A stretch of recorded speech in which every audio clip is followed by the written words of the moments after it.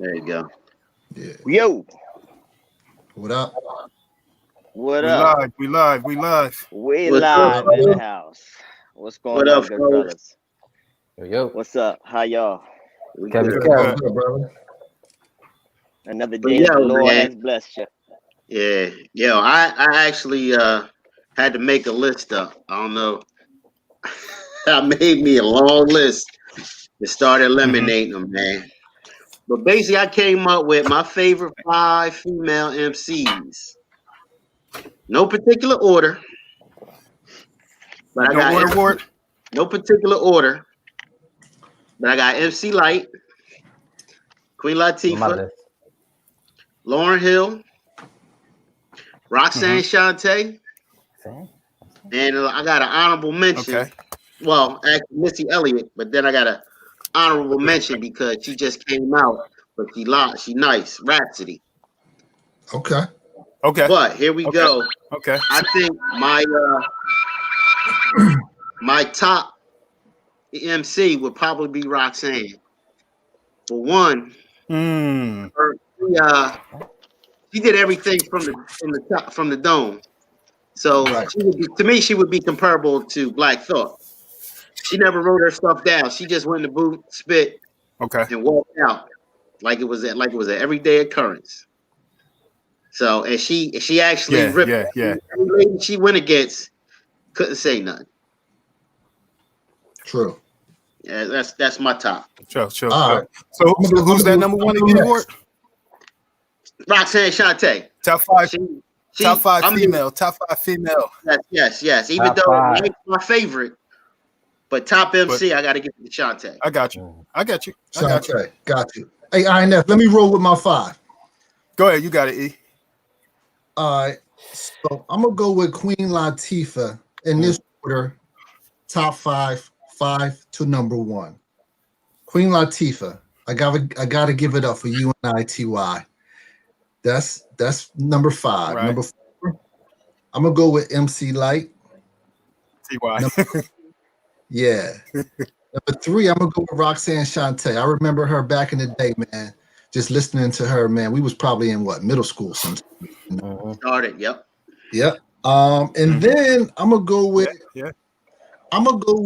local across the bridge MC/actress. I'm gonna go with Eve. Yeah. Yeah. I'm gonna give it up to Eve for Eve. You going with And number Eve? one, Eve. Eve. Now, my number 1, I'm probably gonna catch some flack for this, but I'm gonna go ahead and say it anyway. Now, y'all know I'm a Biggie Smalls fan, and they said that he wrote most of her lyrics. So Whoa. my one, I'm going with hardcore Little Kim. I'm giving Okay. Little Kim number 1. Okay. I'm mad at Okay. Honorable mention is I Foxy ain't mad Brown, at but I'm going. Okay. Foxy. That's my 5. All right, let me go, Keith. Not in any particular order because I think that I got you. you can't really rate in order. Well, I don't want to rate in order, but Eve, she remember Rough Riders? Yes, You know what I sir. mean? Yeah. Pip, Yeah, yeah. Rough Riders, man. She was one of those female artists that brought it each and every time. She, was probably at the top of her game, when a lot of female MCs, there weren't a lot of female MCs out. She was just blowing them out the water to me in terms of her artistry and, her lyrics. I won't have to go with Lauryn Hill, with the, Fugees, man, she doing her thing. Plus she could sing, man. Yeah. Yeah. I agree. She could sing. So she was like, and she got act. She was like a triple threat, So, remember that, what's that Sister Act she was in? Sister Act 2. Yeah, Sister Act 2. So that's when I, kind of like, fell in love with Lauryn Hill, man. That voice, man. Her voice is like impeccable. I want to go with Remy Ma. Yeah. I mean, Remy's Yo. nice. Oh, go tough. Remy Remy Ma. is tough. Remy Ma. Remy tough. Listen, Remy is tough. Remy's Yes, tough, sir. man. Remy You is tough. know, and she reminded me a lot of Eve. Just how she was spit. Mhm. How she spits, man. Yeah, Remind me a lot of her, man. she could definitely hang with the brothers. Yes, definitely. Then to Wardy's point, man, Rhapsody, man. She nice. Rhapsody's nice. Rhapsody Man. tough. Nice. She's definitely tough. Tough, She is. tough. Yeah. No, that's But that's go ahead, Keith. no, I'm saying? listening. Go ahead. Oh, so my last one. No, man, I'm listening to you. Go ahead. Yeah, I don't think she gets a lot of. Well, I think she does because she's a triple threat too. The queen, man, the queen. The queen can sing. Yeah. Yeah. Latifah, she can sing. Yeah. She can still spit. She can act. I believe she won an Oscar. She's producing now. So her and she's from Jersey. So Dirty Jersey. she's from Jersey. So I had to show her love. So that'd be my five. Not in that particular order, but if I had to lean on a number one, I think I would go with Queen because she's a female trendsetter. Gotcha. I got you. Let me go before you, KD. Let me go before you, man. And some of mine are going to be kind of repeating some of the fellas top five, man. So I think number 5 for me is Missy. Missy is dope. Her lyrics, man, and she wrote for a lot of people. Missy did, and I think for me, is Lauryn Hill. I wish she had an opportunity to come out with a lot more, drop a lot more albums. So definitely Lauryn Hill, and I definitely got to have a queen in there too. I know you and Dre mentioned you and ITY. I definitely got to have a queen up in there. Roxanne Shante, man, who pushed the Juice Crew to a whole nother level, man. Oh, man. And actually, she was the one that grabbed Nas by the ear. I heard that.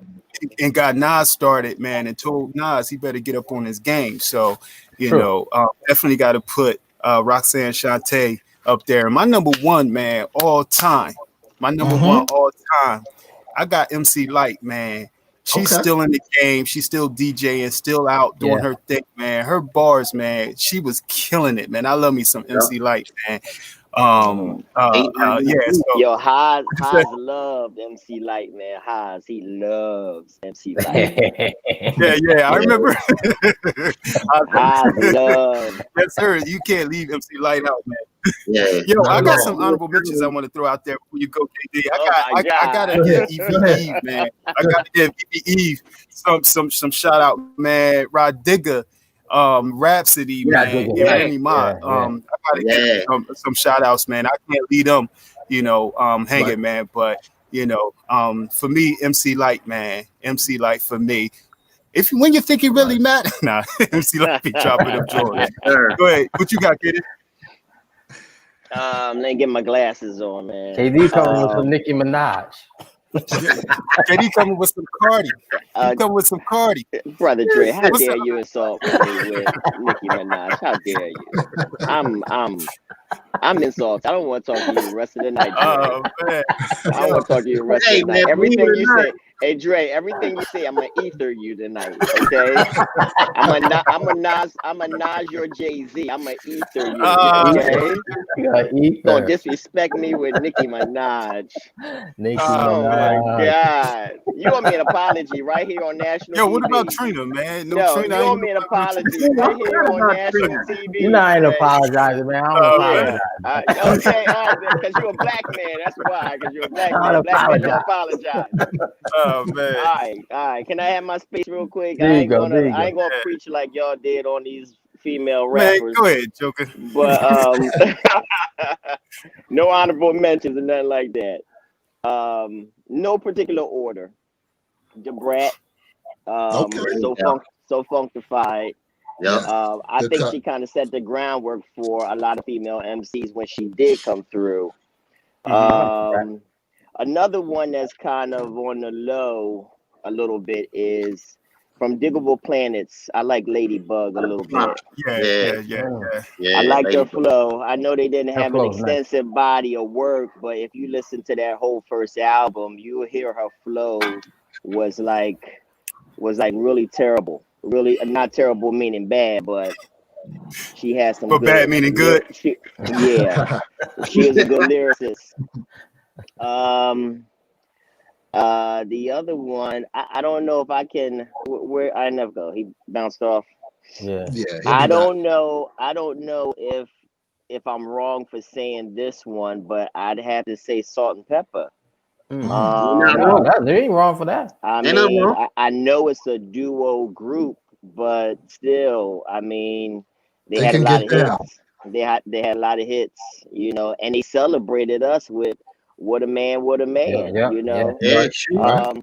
So then you know, that was that 1, 2, 3. My other two would be like MC Light, Georgie Porgy, you know. Yeah. Yes, sir.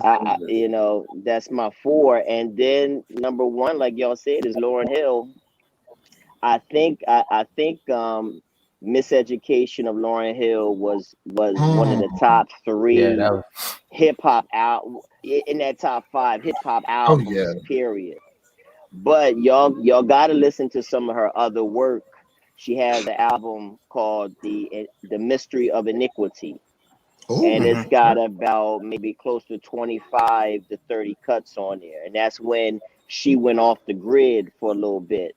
But that Mystery of Iniquity was deep into religious hypocrisy, political hypocrisy, like, and she lyrically put it all into something that you could just have a melody with, a message with a melody. That was that double album, right? Huh? That was that double album she put out. Yeah. It was MTV. Remember when MTV was doing the Unplugged? Yeah, it was the MTV Unplugged album, and it was just her and her guitar. Yep. That was it. That was nice. I got it. So that's it for me. So that's yours. Oh man, that's definitely a good top 5, and we got a lot of them that are kind of like the same, maybe mixed around a little bit. But I want to say welcome to everybody. Welcome to Just Our Thoughts with the Fellas. I'm your host Keith, where we talk about trending topics, some current events, national news, and culturally relevant topics. Today I got the fellas with me. EB, the specialist, man. You know what's going on, EB? What up? What up, E? How you transition back to school, man? How's that transition? Oh man, everything is remote, brother. Everything is remote right now. You know, getting through it. But you know, we got to do what we got to do. Safety first. I feel you. What'd you say? Safety first. Safety first. Yes, sir. Next, we got my man Dre, counselor at law. My man Dre. Dre know what Dre would. What's going on, Dre, man? How's things going, man? How's the practice, man? Everything good? Family good? Yeah, family's good. Everybody's getting back in sync, man. And you know, just blessed that made it through the you know, COVID. You know, hopefully, you know, we get back into court. I'm not rushing it, but you know, I like I like to be in my office on the Zoom calls opposed to running back and forth. Right. Yeah. And next we got my man Wardy. Wardy is single-handedly putting a high back together, man. We want to thank Ward, man. Putting the high back together. There's no castle though. There's no castle. Ward, what's going on, man, Ward? This could be another discussion, but I'm a little upset with what's going on. I feel you. Hey, Kev. What's going on, man? How's everything, man? How's everybody? What's going on, man? I'm good, man. I'm here in the Honeycomb Hideout. You look like you on a beach. I ain't on no beach. You look like you on the beach, bro. Yeah. The backyard beach. But everything's good, man. Just here outside with my little man, and Just finished up homeschool. Right, right. So thankfully everything is as it should be right now. Cool, cool. Well, this is just our thoughts with the fellas. If you can go to our YouTube page, just our thoughts, like it, subscribe it, go to our fan page on Facebook, just our thoughts fan page, and like and subscribe to that fan page, and hit the button so you can get the notifications. When you go to our YouTube page, just check out our past content where we had policing in America. We talked about core values, and we talked about other trending topics. So if you can, just give us a shout out today. We're going to be doing the same thing. Maya Moore, man, wanted to start out with something small. Maya Moore, she marries Jonathan Irons, man. I don't know if y'all heard about this, man. WNBA star Maya Moore. She stopped playing ball, I think like 2019, and she married Jonathan Irons. She met him when she was around 18, doing prison ministry, and she continued to write him. He was incarcerated, or he was about to do a bid for about 50 years, and over the, she helped him get out, and over the summer, they got married, so they kept it kind of quiet, and I'm not sure if she coming back to playing ball or not, but I found that interesting, man, and there was a lot of conversation about that. Yeah. So go ahead. 2 decades. 2 decades, the dude was locked up for like armed robbery or aggravated assault, and there was no evidence that he was involved at all. Right. And the prosecutor purposely left out evidence that proved him innocent. And they just now heard that piece of evidence in the springtime. So, Maya Moore had an emotionally invested interest in it. He got free, they got married, but I'm glad that she advocated for it, because it brought to light still the disparities in the criminal justice system, as it pertains to Black people being charged and arrested and sentenced for crimes that we did not commit, and leaving out evidence that would disqualify us as the perpetrator of the crime. So I'm glad she did it, and in the midst of that, she found love. Yep. I ain't mad at her. Yeah, I'm not mad at her either. I mean, I think those things tend to happen when you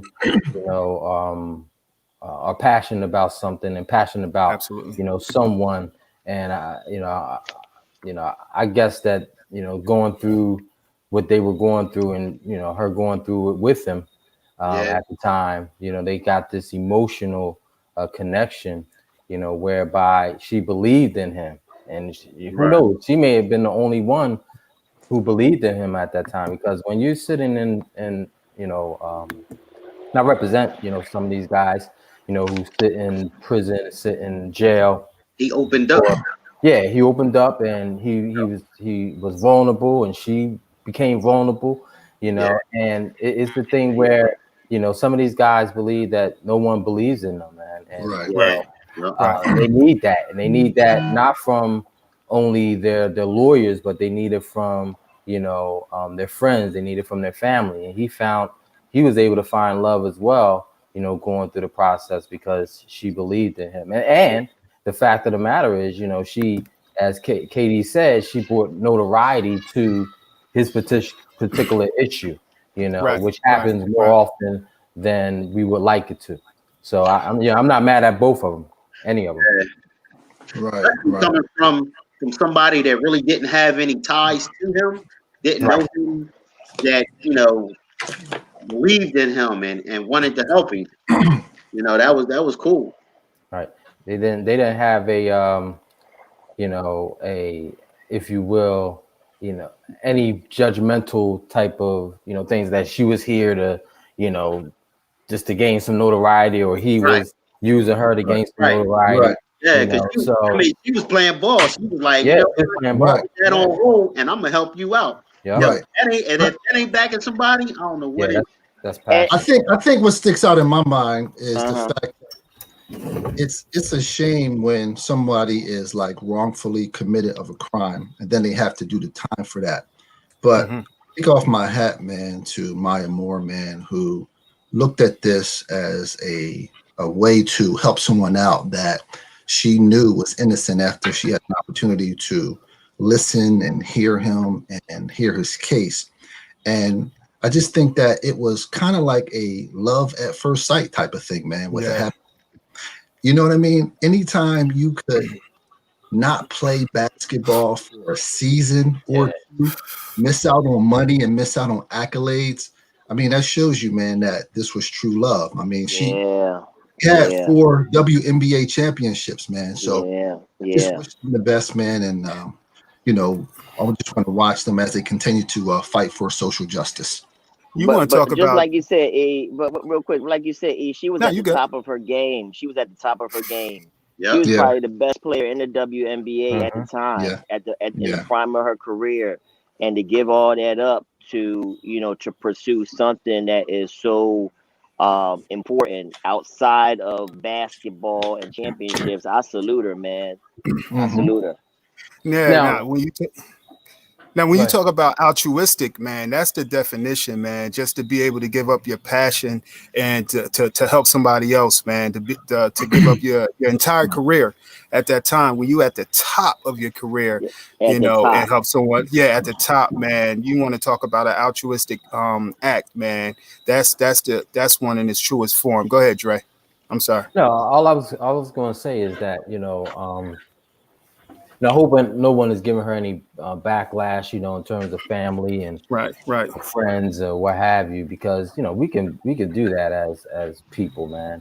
We can. Oh, he was in prison for 20 years, and how's he going to adjust to the life outside of that and this and that? And the first sign of maybe some aggression or maybe some hollering or arguing, they're going to look at that and say, "See, we told you." So hopefully, we just keep them in prayer and, But she is forward. receiving backlash for it, because the question is, would she have done that for any other black man had she not been in love with him?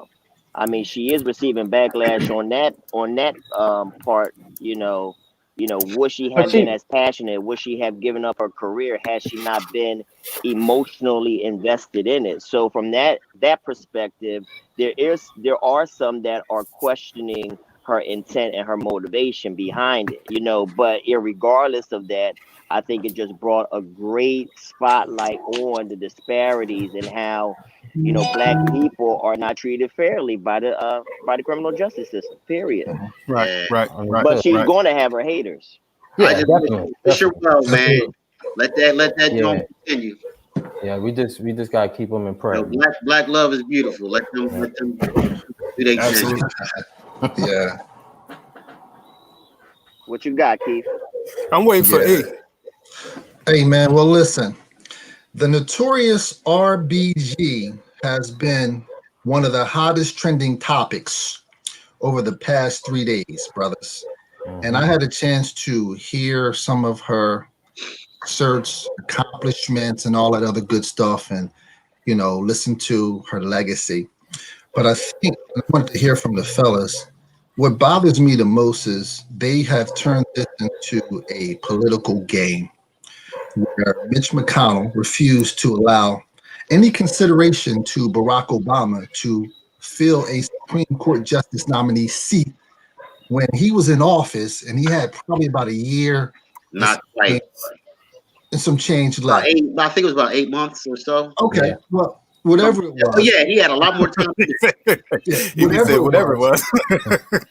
It bothers me that now he's trying to fill her seat. Her body's not even cold yet. She's not even in the ground. And they're trying to come up with a plan or a strategy to fill her seat with less than 50 days left. So, go ahead. McConnell already said that whoever Trump picks, he's putting in. He don't care. Whoever his nomination is, he's giving them the nod. And that's sad. Sight unseen. It's like, whoever he picks, Yeah, we're gonna push it through. And how do you justify that when you were totally against that years ago? Because I can. Because they're in power now, man. It is. It's always a power trick. It's going to be a power trick. Right. Exactly. It's just basically how they are. Yeah, I mean, I look at it from a standpoint that this is what the the Republicans were waiting for. They were waiting for RGB to either step down or pass. Unfortunately, they were waiting for. They was just licking their chops, so they know that they are on borrowed time. So they're going to do everything possible to change the landscape of the Supreme Court, and it's changing, man. It's changing, and RGB.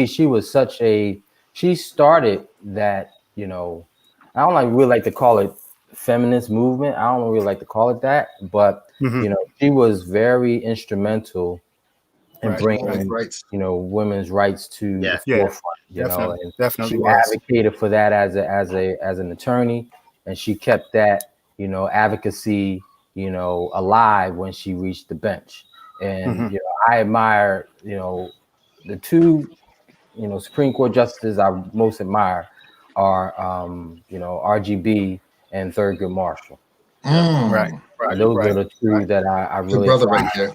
And hopefully there's some other advocates and other judges who we can or Democrats, if they win, can appoint, because it's getting very, very serious.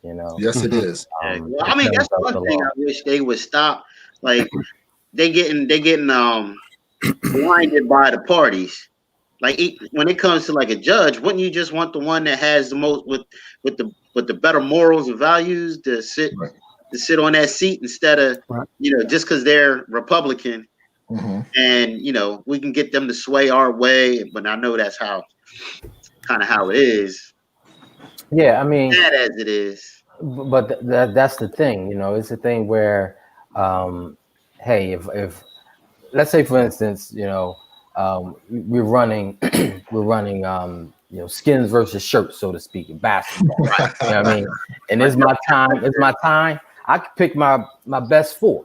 I pick my best four. That's right. Even though I may be, you may ball better than the other person. The other person may be my friend, so I'm going to look out for him, and pick him instead of picking you, even though you can ball. Yeah, you ain't gonna pick Steve Urkel. Now he's gonna pick him, but the fact of the matter is that's what's going on. They're picking their boys, and they're picking the people who is going to advance their agenda. Can I jump in here? And President Trump thinks that by picking a woman, he's going to increase his votes by That's not going to happen. You can't rush that. You can't. This should be done after inauguration of after Joe Biden's deal gets in. Well, I think too that the show must go on. I know publicly all of this this display of division, and her recent death, it should be a period of mourning. Yes, it should. For to honor her legacy. But behind the scenes, the show must go on. And that fight to see whether or not it should be filled or it shouldn't be filled now, can go behind the scenes. But we're in an ugly time right now, a really public ugly time. Absolutely. But here's a problem that I have with the Supreme Court justices. I have a problem with these lifetime positions. I have a problem with there's no term limit to these positions. Because that's important. I believe it was a time where she could have stepped down during Obama's presidency, and I know he wasn't able to get Garland Merrick through. He got Sotomayor through Obama, but he wasn't allowed to get Merrick through. But if she had stepped down, I don't think we would have been in this position, because it would have been able it would have been just cause really for him in the middle of his time serving as president to really see that there was a need to replace Ginsburg. And I know she probably still had a lot to offer in her 80s and in her old age, but there has to come a point in time where you got to let young people, the next generation, lead. I think sometimes when you get older, you want to hold on to the little bit of power and control that you have and influence instead of allowing yourself to move out of the way so that other younger, sharper judges can get the opportunity. And that's the problem I see in a lot of facets of people that have a position of power. If it wasn't Right. for term limits for the presidency, he would want to He be a was staying there dictator for forever. life, Yeah, like you want to like be a Putin. dictator. Like You Putin know would what I'm be a saying? ruler. So Yeah. so I, Yeah. I God rest her soul, God bless the work that she's done, but I do think she could have done more by stepping down during Obama's time rather than hoping Hold up that seat. that a Democratic president and Hillary Clinton would have gotten in there, took her chance to wait and see if Hillary got in there, and then chose whether or not she wanted to step down. And that backfired because now you got this guy in there, and she's dead, and now it's a mess. But there has to come a point where we allow the next generation to come and have the opportunity to serve in the highest court in the Right. land, Right. not in Right. their 60s, Hey, 70s, and 80s, but you know. I got So you. that's my one issue that I see with the whole thing. This could have been resolved. Go ahead, I got, Ward. We can I got wrap that two up. cents. It's yeah. It's more or less a statement and a question all in one. It's like, do you think he would have? Because like now Trump wants to bring in a woman. Do you think he would have, been wanting to bring in a woman if Biden didn't pick Kamala? No, Yeah. he would have Nah. brought in Nah. one of the good No, old boys. exactly. Yeah. Yeah. Yeah. Exactly. Yeah. Yeah. No, So the I don't honor, think man. so. I don't think so. I think he would have stuck with trying to get a woman in an election year because that's the demographic that he needs.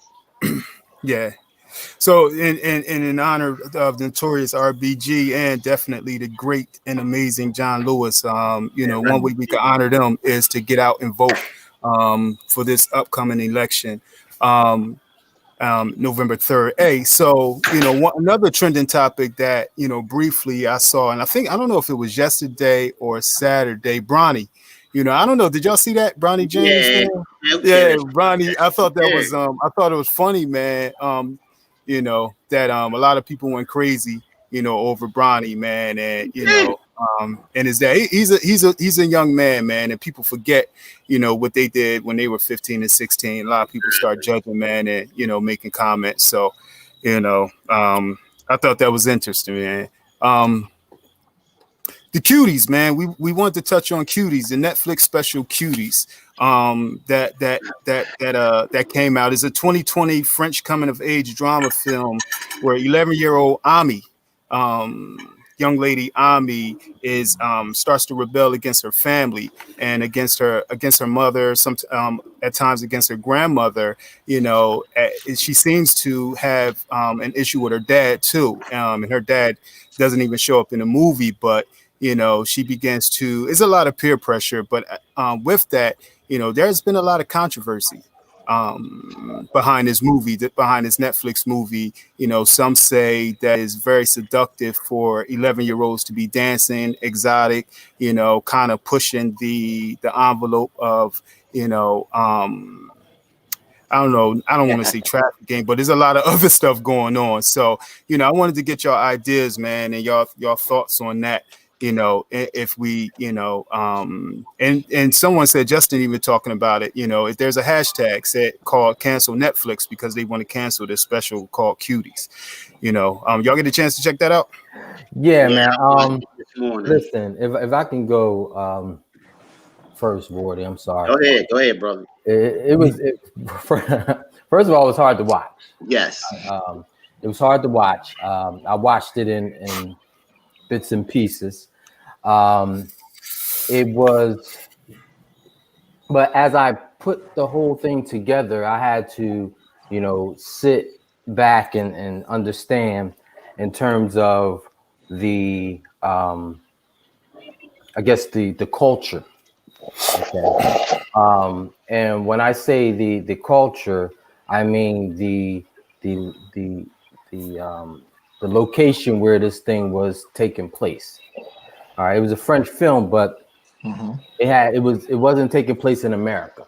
Put it like that. And what I took from it was that, you know, they were trying to be like these video vixens that we see in America. Right. You know, that have been on the MTVs and the BETs and, you know, things of that nature. They were mimicking these women here in America, because other countries, they censor that kind of stuff, you know, and um, here in America, we don't censor that stuff.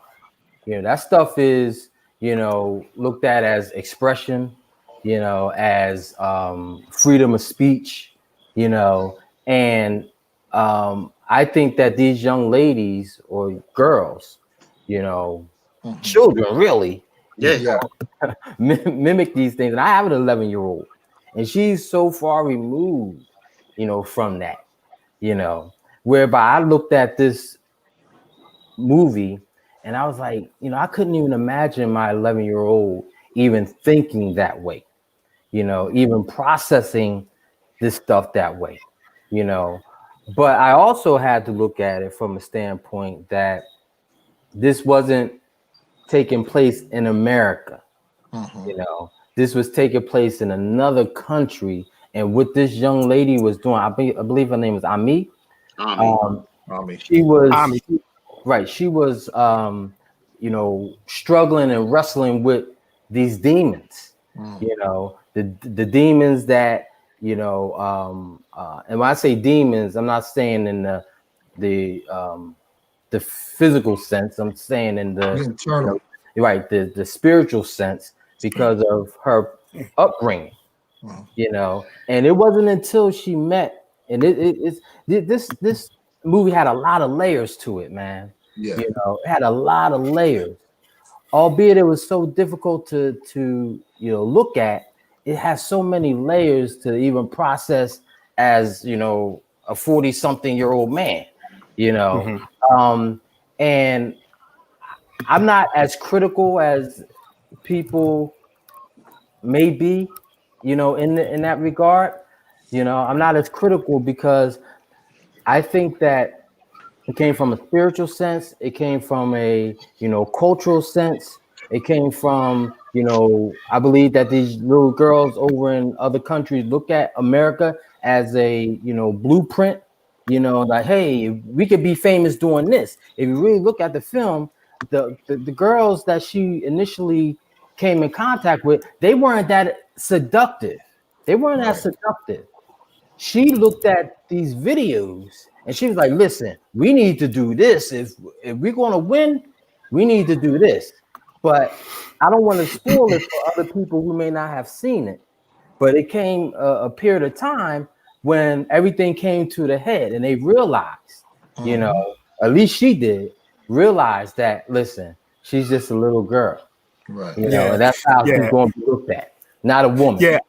Yeah, I looked at it a little different. I looked at it from a perspective of what a young lady would go through. I have a 15-year-old daughter, but I looked at it in terms of the peer pressure, you know, the certainly the trauma that a young lady could possibly go through, you know, and their influence. You know, I certainly looked at it as whatever influence is in front of them. Now, she seemed to want to be, you know, friends with people, you know, friends with some of the girls that was there, and she wanted to belong. And I thought that that was important, you know, in the storytelling. And I think that story of Cuties, it told a lot, man, about simply about, you know, child rearing. It told a lot about the peer pressure that, you know, these kids go through day in and day out, whether they're at school, whether they're home, whether they're, you know, out. And in this story, you know, they were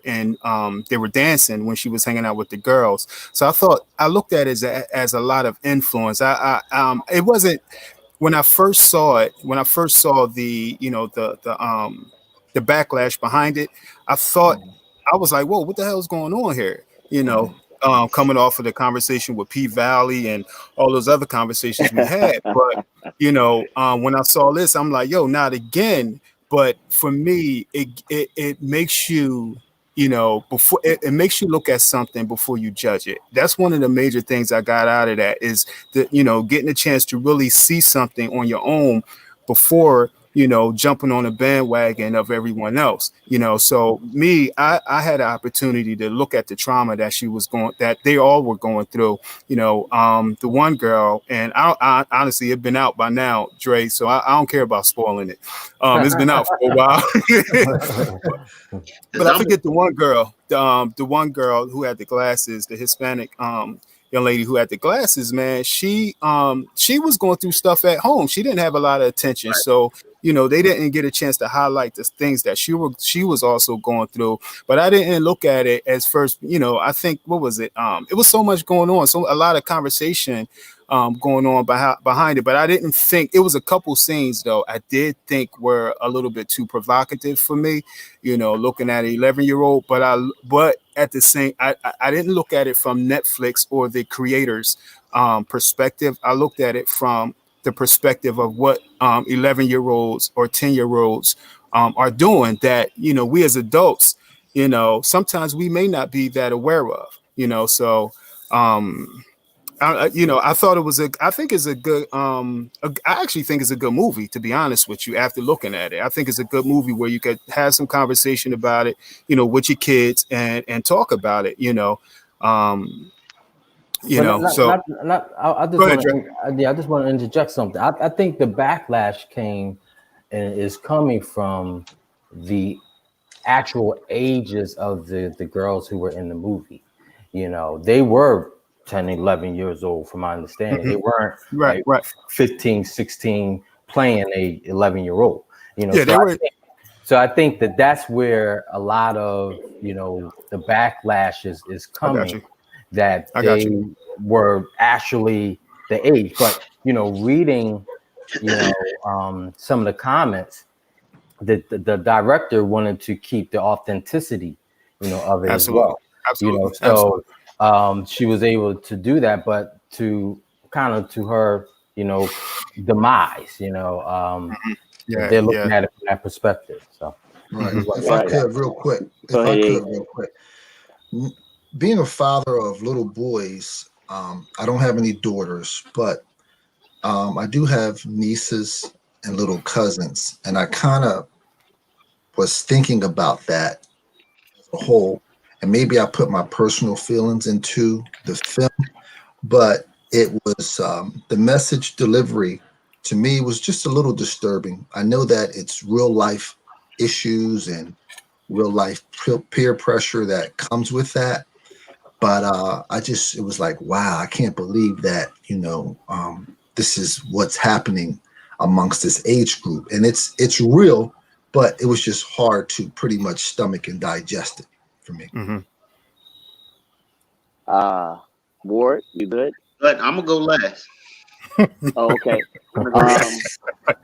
Um, Lord. I I liked it in the sense where I saw the cultural upbringing clash with um, the society norms around sexuality, Mm-hmm. especially when it pertains to young girls, young women. Because just looking at her strict upbringing in that Muslim religion, Right. how they covered themselves, being subservient to their husbands. And also, the young girl watched her mom deal with the fact that her husband was in a polygamous relationship, was about to take another wife, which is part of the culture, the religion. She's from Senegal. She's from a country that's predominantly Muslim, and those cultural values of that was kind of pushed on her, and to watch her mother be really dissatisfied with those religious and cultural traditional values, I think it really brought a conflict internally with her. I think sometimes too much of something, forcing too much strict, rigid, traditionalistic or religious views on a person can push them away into the arms of something that can be harmful and toxic. And that's for anyone, Christianity, religion, Buddhism, Hinduism, whatever. Those strict legalistic rules can force you into something else that could be harmful to you. And that's kind of what I saw unraveling in the girl Ami.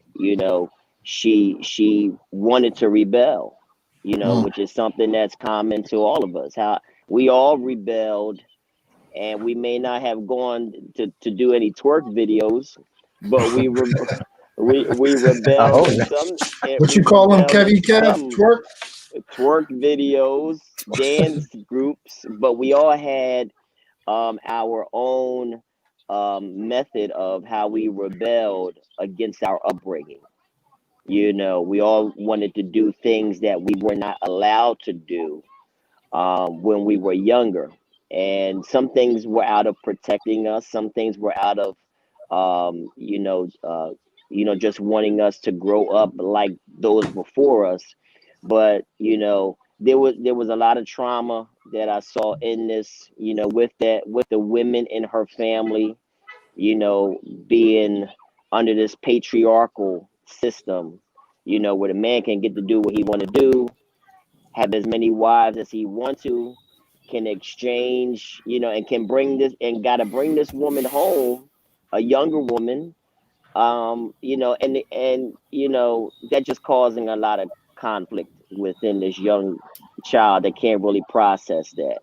The excerpts that I saw really made me feel like this was something that was really over sexualized Yeah, of right. young girls, and Absolutely. I did too. there were parts where I'm like, you can make the point without giving me so much of a sexual gyration of 11-year-old girls. You can still make your point. I'll Right. get it, but to really Go to have the them extreme. over sexual, Yeah. yeah, to really height, just the extreme of sexualization of these little girls, 11 years old, you Hmm. know but just watching the cultural struggle that she had, the internal struggle that she Yeah. had, Yeah. Yeah. Yeah.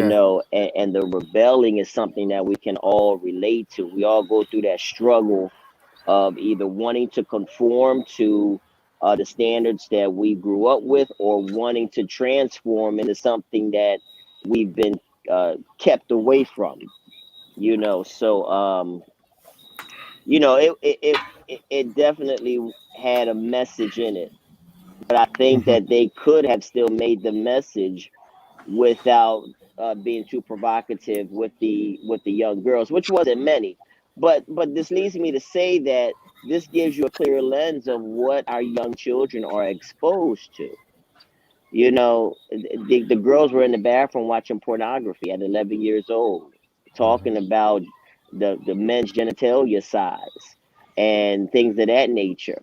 You know, Young children are exposed to sexual trauma and sexual and all these sexual pornographic images, which are harmful at a young age, which will give them a twisted idea of what a loving sexual relationship with a male can be, you know. Right. Right. But Right. that's Right. real. That's real. Young children have access to these things, to all sorts of type of the videos, the pornography and things like that, that's available to Right. them. You know what I'm Right. saying? And unless you put passwords on the devices and things of that nature, your kids are going to get into them because they're that accessible. You know what I'm saying? Right. So, and even if you do, there's other children that can influence your children. Just like Ami did. Ami influenced these other girls who were Right. already Right. sexualized to a degree, you know, but again, she influenced them to go a little further, thinking that they could win a competition when they only really just disgusted everybody by the performance. So it has a Yeah. lot of realism and a lot of value to it. But you got to see it to really come to your conclusion. Right. Yeah. All Wardy, Woody. you right. can wrap this one up, Can I Wardy. go now? Yes. Yeah. For me, yeah, I don't have any kids. Y'all know that. But for me, this was real hard to watch. There were parts where I just kind of like turned away, didn't want to watch it at all. Hmm. Um, you know, if spoiler alert, if you don't want to hear it, I may or may not. But for me, it took the entire movie to get to their point. Yeah. And the point I got out of it was let the kids be kids. Right. Because after all that she went through, it was now I'm just gonna go outside, play jump rope, and do what I do, what a Yeah. kid, what a Kid is supposed to do. 11-year-old should be doing anyway. Now, granted, you know, I just say at a young age, yeah, I was exposed to a lot of sexual content. I had a father, I had older brothers. They had magazines and movies around, access to it all. Yeah. We would sneak, me and my brothers would sneak and watch my dad's videos and stuff. We had cable at a young age, so yeah, I watched Prism a lot. But Wow. You took but me back here's to the that thing one, now. boy. Prism. Yeah, but here's the thing. You're showing all these kids in that light is totally wrong. I mean, you could have like with piggyback on some of your guys' points was there was a lot of underlying tones where she was dealing with her father being a polygamist and not being in the home. Well, you should have did more of that. Her dealing with those problems and dealing with and then her mom, like being so subservient and always worrying about what everybody else thinks about her. Hmm. They could have fed more into that than Hmm. to always showing this 11-year-old shaking her butt, licking her fingers, and trying to do all these, be so provocative. I don't want to see that.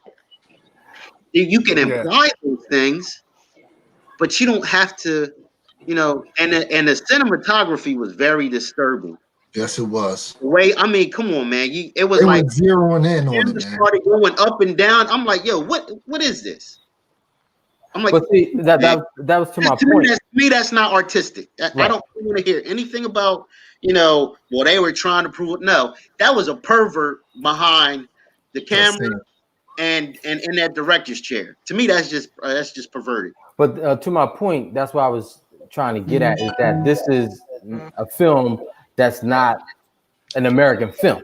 If you really look at like French films or these foreign films, they're very provocative. They're very straightforward. They're very and we're not used to seeing that in America I think because that's that's not key. That's key you right there, know Dre. That is right. That's We're key. not That's used key. to seeing that in America. So that's why it's getting so much flack because a lot of Americans are looking at this film and they're like, hold up. But if you really watch foreign films, they are very straightforward. They're very straightforward. They are very provocative, sexual. Their sexuality, their sexuality is like it's forefront. well, the norm for them. For Yeah. us, we're very uncomfortable here in America when it comes to And that's sexuality. America. Right. Right. Yeah. Right. So I think, to your point, yes, it was strictly hard to look at, because of the morals and values that we had growing up. Now we're Right. in France or, Germany or We're some talking other about foreign. 11-year-old, This is common for them in that area. It's common. but we're talking Yeah. about kids though. Girls, listen, kids are getting married at age 13, 14 in foreign Yeah, countries. yeah. So I mean, we have to take it for what it is when we watch it. Yeah, we don't like it, but we have to look at the totality of it. As this director is trying to, I guess, relay a message. The way that she relayed the message, I don't agree with. But clearly coming from her perspective and how she was raised and her morals and values. They don't look at sexuality the way we look at sexuality. Yeah, but did they have to actually put in there her taking a picture of her private and putting it on social media? That's what they do, though, Ward. That's what they do. That's what they do. Unfortunately, that's what that's what's going. Kids that's are what's doing happening. that these days. Young girls are doing even girls in America are doing that. That's true. It's hard to see that, but it's happening. Yeah, but let's happening. It. Let's just not just show it. I mean, even though but then some people say the shock value is really to make you see what is actually going on. Exactly. And I think sometimes we could. Hard, you know what? Sometimes they could have had a different angle that wasn't so close, so that you could be able to what they were trying to do and use your imagination of what was. I hear you, but they lifted the veil off of imagination here in our movies in America. I mean, you wait a minute, you can remember when we were little watching stuff on Prism and the movies or whatever like that, and they didn't go hardcore; it was softcore, right? You know what I'm saying? But things nowadays, even by everyone's standards, it's more hardcore. Everything is sexualized. Everything. You know what I'm saying? Even on ABC, CBS, NBC. You know what I'm saying? You get in cuss words and you get in the bump and grind on the regular network. Right, on regular channel, You know what I'm saying? So things have changed. Things are there's no more covering it. But they're acting like that's not like hearing everybody else. It's like, yeah, we know that's going on. So yeah, we all know it's going on. So why do we have to have like a shock value in a movie to say what's going on? We all know what's going on. That's the shock value because you're not used to seeing it in a movie. Don't know. Yeah, especially over here. We're not. Going on. Yeah. And some people turn a blind eye too. Yeah, I think some people turn a blind eye too. They do turn a blind eye. Yeah, they turn a blind eye to it, like nothing's going on. Mm-hmm. I agree. And if you was to look at, just real quick, I know I'm going on a tangent. Wait a minute, I know I'm going on a tangent, but if y'all looked at The Chi and how Keisha had this alternate Instagram page, right? And on the Instagram page was everything provocative about the young girl. Her mom didn't know about it. Her little brother didn't know about it. But these older dudes, they knew about it. But when she went missing and mom and the girlfriend found it, they were shocked that their young girl in school, teenage, was this provocative and this just sexually risky, with this risky behavior. But that is what's going on. Now, they didn't show you the pictures and everything on The Chi. Right. Of what she was taking, but you could draw your own conclusion. They showed some. They showed. Yeah, but it wasn't not like on Cuties. Right. But again, Cuties didn't show you what she was taking a picture of. No, they didn't.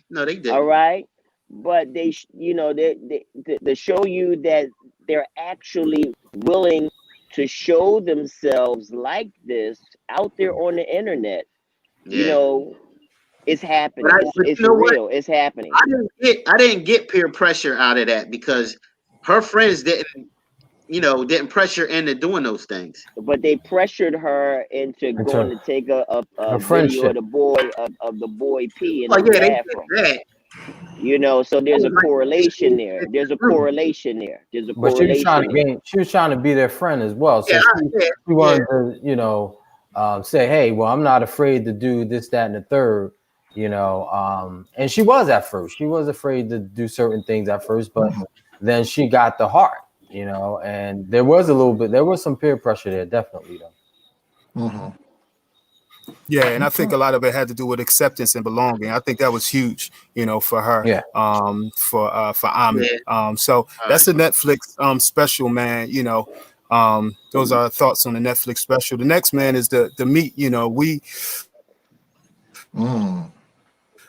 Oh man, a couple of weeks ago we just touched on core values, man, and we all had some core values, and we had some good dialogue when it came to our core values. when it came to our, what we stand for, and the journey direction that we would like to go.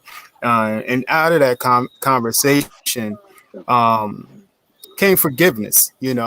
Some conversation came out of that term forgiveness, and we thought that it would be good to talk about forgiveness and what forgiveness looks like. Is there a correlation between love and forgiveness? How hard one, or have someone forgive you. So, I just wanted to touch base with the fellas, man, and get your thoughts, get your ideas, get a different perspective, of what forgiving looks like, man. So, have at it, brothers, have at it. Well, I'll tackle it first. I tackle it first. Listen, for forgiving is hard, because I think with forgiveness, you have to also forget it. You won't be able to move if you're not forgetting it. I don't think you're forgiving it.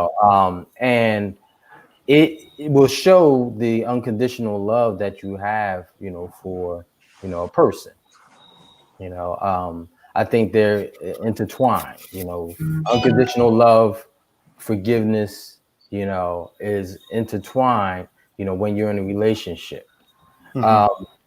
Listen, we don't agree in terms of our partners, our spouses, our girlfriends, or what have you. We may not initially forgive them for what they've done. It has to be for me. I have a lot of patience, so to speak.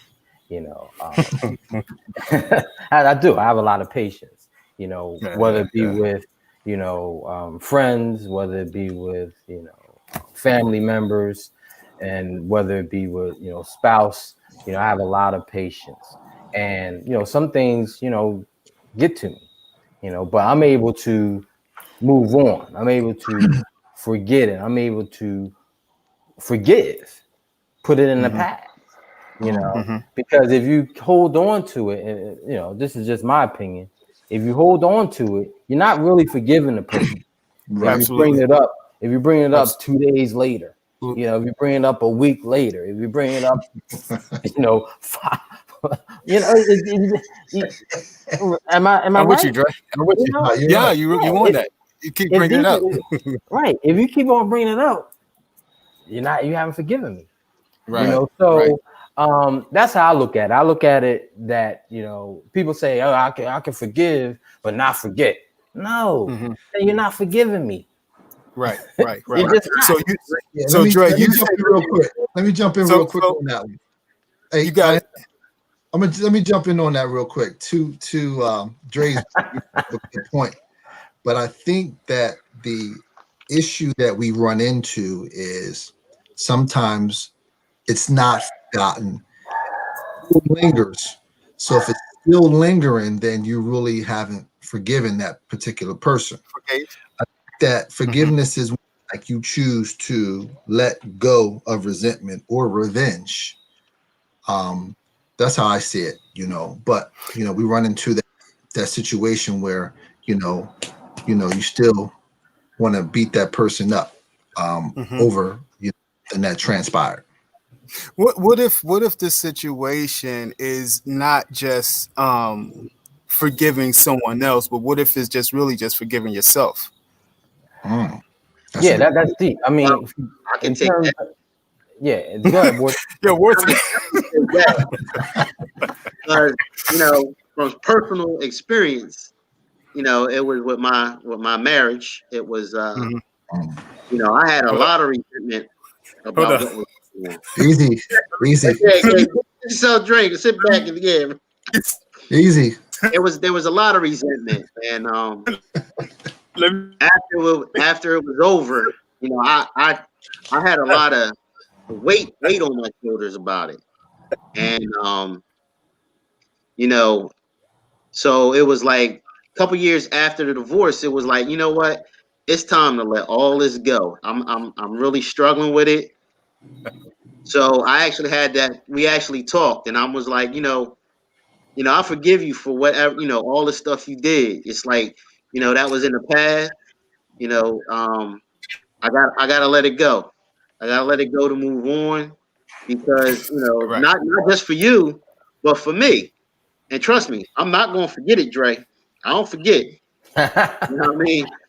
Well, I'm that's just my opinion. That's just my opinion. Unfortunately, I don't. I know. I understand. Yeah, that's But just my opinion. I just feel as though I'm that not going to forget. in order to really move on, you just have to make that a thing of the past and forget about it because Right. you're never going to be able to successfully move on. No, I'm not going to forget about it. I'm not going to forget about it. But I'm gonna let it go. It was like, you know what? It ain't that serious. You know what I mean? I can move on from that, and I can look at you in a different light now. It's actually saying, you know what you did, I can let it go. And it was more or less, and Right. for what I did, you know what I mean? It wasn't, and it was a two-way street. It was no, I wasn't the perfect husband. And I admit it. And it was like, I got to tell, like, that it's not just for you, but it's also for me that I can let all this weight go. Things weren't right. Mm-hmm. We were in a bad place, and we just had to correct the situation. And that, and once I laid that out, I felt so much better. Gotcha. Good point, Ward. Okay, I hear you. Kev, you on mute. Where you at, Kev? Yeah, Wardy, I think you hit the nail on the head, man. Like, forgiveness isn't really for the other person. Forgiveness is for yourself, first and foremost, because you're not going to forget what was done to you. You're not going to forget the injury. It may not leave an a physical scar, but it will leave some type of emotional scar, depending on the degree of hurt that you endure, that you suffered. You're not going to forget it. It's always going to be there, in your remembrance, but you hit it on the nail though, Wardy. That forgiveness was for you, because the bitterness, the resentment, and all of that makes you sick. Yeah, yeah. It can raise your blood pressure. It It does. can make you It does. depressed. It It can can make give you it, Absolutely. diabetes. yeah, it It can can do a bring lot of things, man. it can bring physical and Yes. emotional Too much ailments stress. on you, because every time you remember it, you become resentful, Yep. and So yeah. So you want to pay back. You That's that want to get revenge. back. The yep. only Yo, way You I'm making gonna my start point. taking that a drink. the only way Yes, I'm sir. going to feel better is You if making my point. I hurt them as much as they hurt For me. me. But what forgiveness does, it releases you, and Yep. those bitter feelings that you have towards the situation or the person. That's first and foremost why you got to do it, because you may never be able to be like Ward and have that discussion with the person. You may never be able to get that apology that you feel you deserve. You may never be able to get the restitution that you want. And if you're depending on payment, apology, or something tangible to release you, then you're going to die in your grave because You're gonna wait for that. Yep. unforgiveness killed you. You Yep. know what I'm saying? So, I'm not going to forget it, but what I will do, I'll forgive, so I can release that person, release the debt that I have against that person, and to also, for me, not to get sick anymore about what they did to me. But you But know what, it's a KD? process. It's a process, though. This You don't know what, happen KD? overnight. It don't happen like that. Go Nah. ahead. Go ahead, It Ward. was like I'm not that real religious and all that, but through that whole situation, I had to keep reciting that cliche as let go and let God. Okay, Ward. I like that. Because it was so many things that Mm, was out of my control Right. that I was trying to take control, but it's like, you know what? Yeah. You gotta let it go. Right. One of the things that helps you to let go is sometimes you have to see your responsibility in That's what the happened. biggest. That's Right, definitely right, the right. biggest thing. And not all the time do we take accountability for the part that we might have played. Not all the time. Not all the Right. time. Right. There's sometimes where you are totally innocent of being wronged. But there's Right. sometimes that you learn about yourself because you can see that this has taught you something about yourself. Why did I let them walk over me? Why did I let them take advantage of me? Yeah, Maybe yeah, it yeah. was a character flaw in me that led to this hurt being Mm-hmm. caused. You know what I'm saying? So having the ability to, forgive, you got to sometimes be like, there was something that I may have said that led to this becoming very toxic between us. Whatever. You know what I'm saying? So, Yeah, but it's a process. It don't happen. It's like it could take months, years, or whatever for you to come to grips with Right. forgiving the person and forgiving yourself for holding on to it for so long. Oh yeah, yeah. yeah. Oh I Because yeah. think because you won't be able to move on to something more healthy because Right. you're stuck in not getting past what has been so unhealthy for you. Yep. I also think that I also think on the looking at it from a different perspective, I think people don't forgive as a way to control. That I'm not going to forgive you because I want to be able to bring this up. Hang that When over their things. head. Would you say? Would you say, Wardy? Hang it over their head. Yeah, they I want that. like They that want that point. hanging I over your like head that every point, King. time. Yep. Yeah. Yeah, no, I think people hold on to things, and I think things are easy. Certain things are easy to forgive, but I also think individuals will hold those things over your head, like Ward said. So they can control whatever type of narrative or whatever type of relationship that is that's at hand. So I think that's another perspective to look at forgiveness. And I certainly think you guys you guys, not think, I know y'all making a valid point. Dre, you look like you're great. Say something, Dre. Yeah, well, to Katie's point, Wardy's point, I think that they kind of sort of was making my point when I said, it's a discipline if you're able to forget it as well. That's where the discipline comes in, because something can resurface, in a different, you know, Come on, Dre. in Right, another right, right, relationship. Come So right, on. right, you right. haven't you if you don't No, forget it. no, you Hold on, hold on. remember it. No, You remember it. no. But you have to forget it as it relates to moving on. That's all I'm saying. Oh yeah, You know, yeah. to remove Not in expecting order this to happen in the next. right, in order to move on, you have to get yourself in a place where you will just forget about it.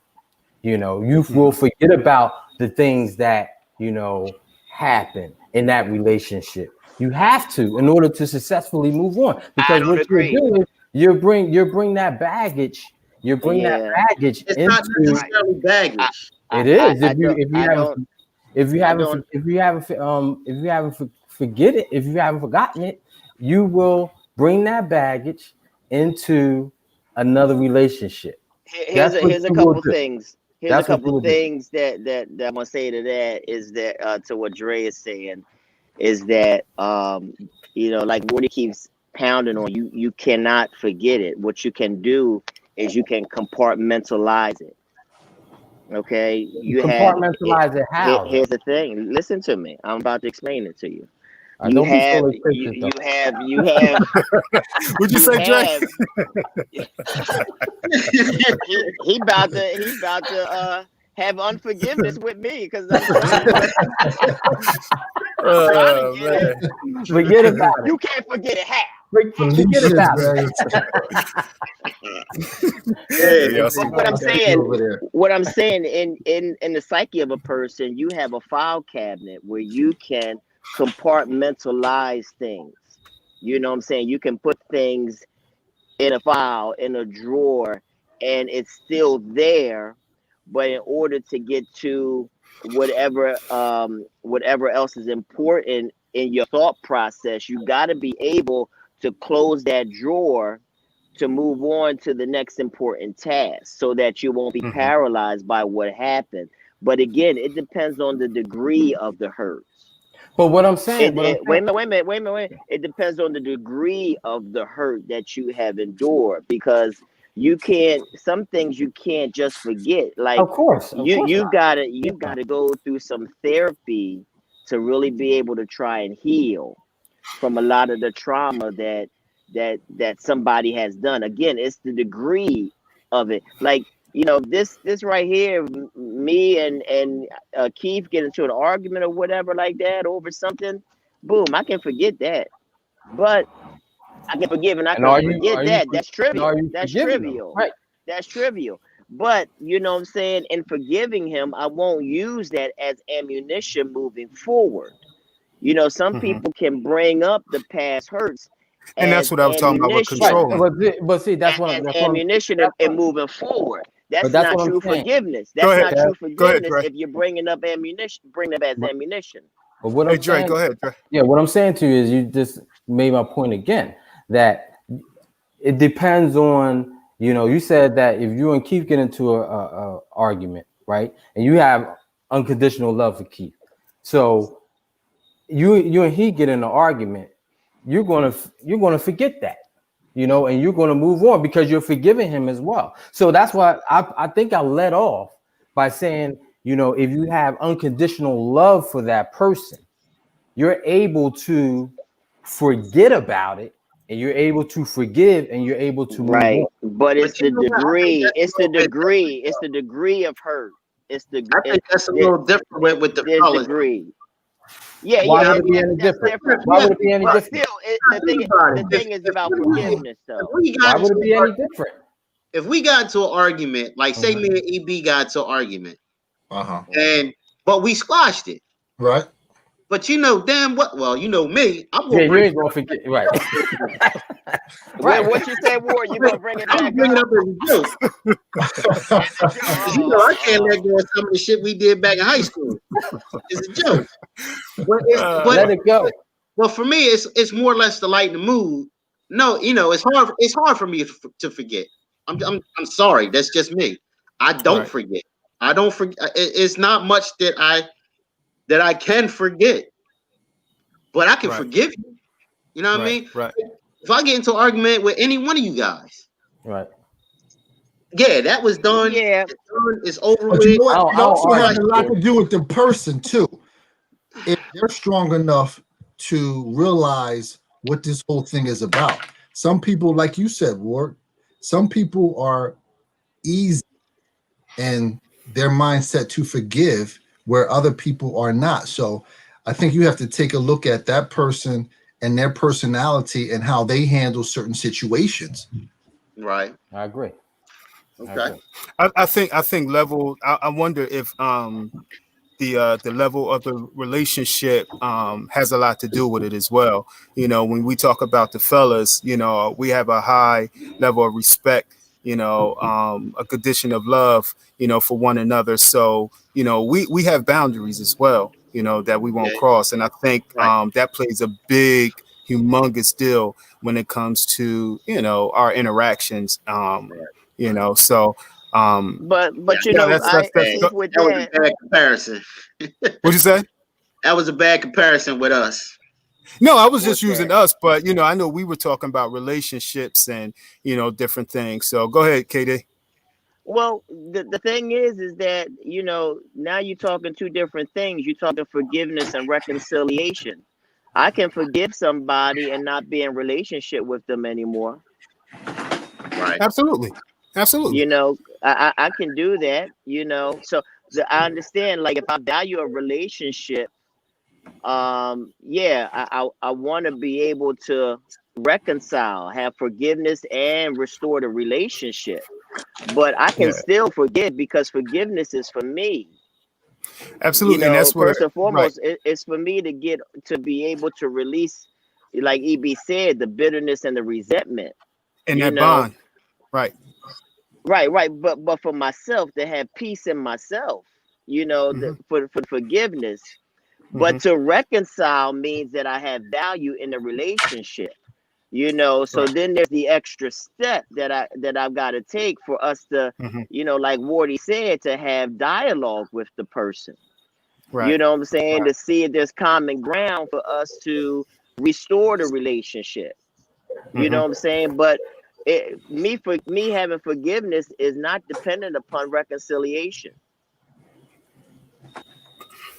Right. And that goes to different level. Well, I guess what would I say? Different ways to forgive. Is various ways. You could have someone that you offended that may have passed. And you're holding that yourself, and so they've passed, they've gone to glory, and you feel as if they hadn't forgiven you yet, and you holding on to that for a long period of time. You need to be free from that. You have other people that may have gone across the country, going different ways that you don't talk to anymore, that you need to be free from. So I think it kind of goes to that bond that someone has and that you need to be free from. So I think you guys are definitely making valid points when it comes to forgiveness. That was some good stuff, man. That was good stuff, man. Y'all got anything else, man? That's it. I this a last thing. I think forgiveness still don't take away the hurt. No, it don't take away the pain. Yeah, no one's saying that. You still going to have pain from what occurred. You know what I'm saying? And that may be with you for a while, but to release that feeling of bitterness is a process. It can just take it. You got to be patient with forgiveness. You know what I'm saying? Because again, because it probably took Ward a lot of time to come to the point where I can even just have a discussion, a sit down.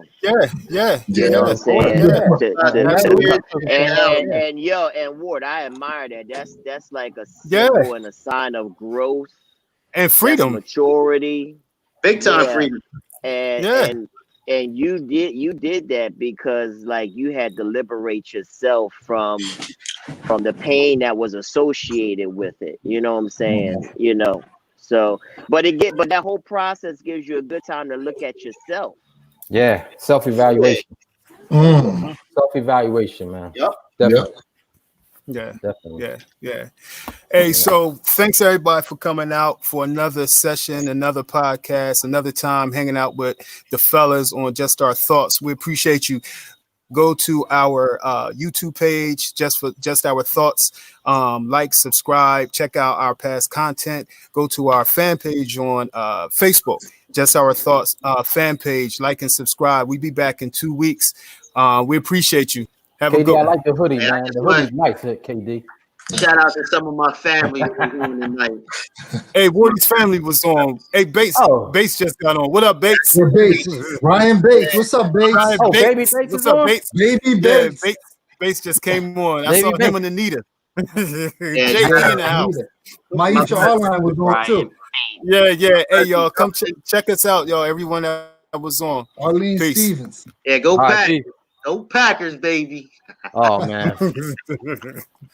Yo, I can't end this joint, yo. Right. We still running. We still live. Yo, I'm trying to end it, man. Hey, we still live, man. I just want to say, Dre